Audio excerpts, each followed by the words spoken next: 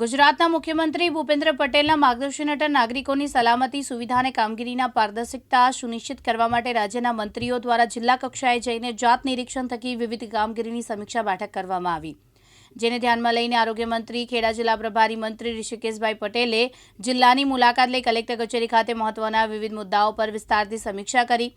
પ્રભારી મંત્રીએ મુખ્યમંત્રીના દિશા નિર્દેશો મુજબ ખાસ કરીને જિલ્લામાંથી પસાર થતા national highway, state highway, panchayat હસ્તકના માર્ગો તથા સિંચાઈ વિભાગના માર્ગો ઉપર વરસાદી સિઝન દરમિયાન થયેલું ધોવાણ, નુકસાન થતા દુરસ્તીકરણ કામગીરી જિલ્લા કલેક્ટરની ઉપસ્થિતિમાં સમીક્ષા કરી હતી।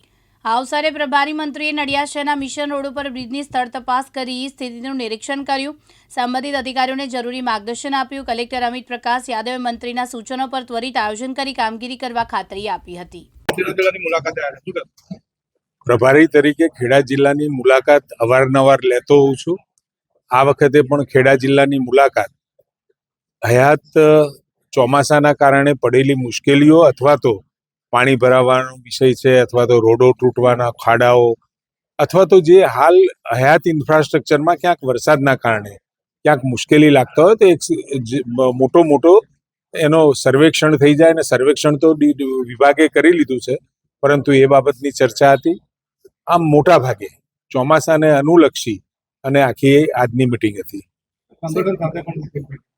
સ્વાભાવિક છે આવું, એટલે સંગઠન ભારતીય જનતા પાર્ટીનું દરેક જગ્યાએ વ્યાપ છે અને સંગઠન આવતા સમય માટે પણ સક્રિય છે।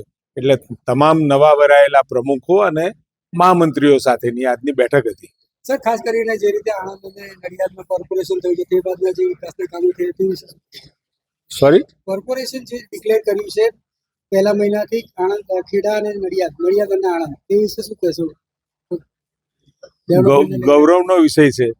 આણંદ મહાનગરપાલિકા હતી, આદરણીય ભૂપેન્દ્રભાઈએ કરમસદ આણંદ મહાનગરપાલિકા ડિક્લેર કરી છે। લોકોની લાગણી હતી, ઘણા બધા અમારા ધારાસભ્યો, સંસદ સભ્ય અને સાથે સાથે કેટલાક સામાજિક આગેવાનો રજૂઆત કરી હતી। એના અનુસંધાને કરમસદ આણંદ મહાનગરપાલિકા આદરણીય ભૂપેન્દ્રભાઈએ ડિક્લેર કરી છે। અને આ બે મહાનગરપાલિકા બનતા એનો વિકાસનો વ્યાપ, આમ પણ જે આઉટસ્કર્ટ વિસ્તાર હતા, જે બહારના વિસ્તારો હતા, લગભગ નગરપાલિકા અને એની બહુ ફેરફાર અથવા તો બહુ દૂર નહોતા એવા તમામ વિસ્તારોને જોડી અને એક બૃહદ મહાનગરપાલિકા બનાવવાનું આયોજન કર્યું, જેના કારણે વિકાસની ગતિ પણ વધશે, આવતી નાણાંની ગ્રાન્ટો પણ એને મહાનગરપાલિકાને વધારે મળે। એટલે સ્વાભાવિક જે આપણી જૂની 8 મહાનગરપાલિકાઓ હતી એને 9 વધી છે, એટલે લગભગ 17 જેવી મહાનગરપાલિકાઓથી જે અર્બન વિકાસ છે, અર્બન ડેવલપમેન્ટ, લગભગ 50% જેટલો રેશિયો અત્યારે ગ્રામીણ અર્બનનો થઈ ગયો છે। એટલે અર્બન વિસ્તાર પણ રાજ્ય માટે એટલો જ મહત્વનો છે।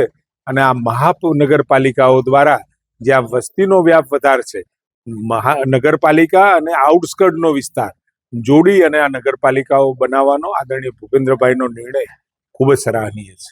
સાહેબ, જે રીતે ખેડા સાંસદ દેવસિંહ ચૌહાણ દ્વારા નિવેદન આપવામાં આવ્યું છે, એક કાર્યક્રમમાં નિવેદન આપવામાં આવ્યું છે, જેમાં ગીતા વેદોનો પ્રમુખ જે કર્મકાંડ હોય તેને લઈને નિવેદન આપતા વિવાદ છેડાયો, આ મામલે શું? મારું ધ્યાન નથી। તૃષાલ પંડ્યા, દિવ્યાંગ ન્યૂઝ, નડિયાદ, ખેડા।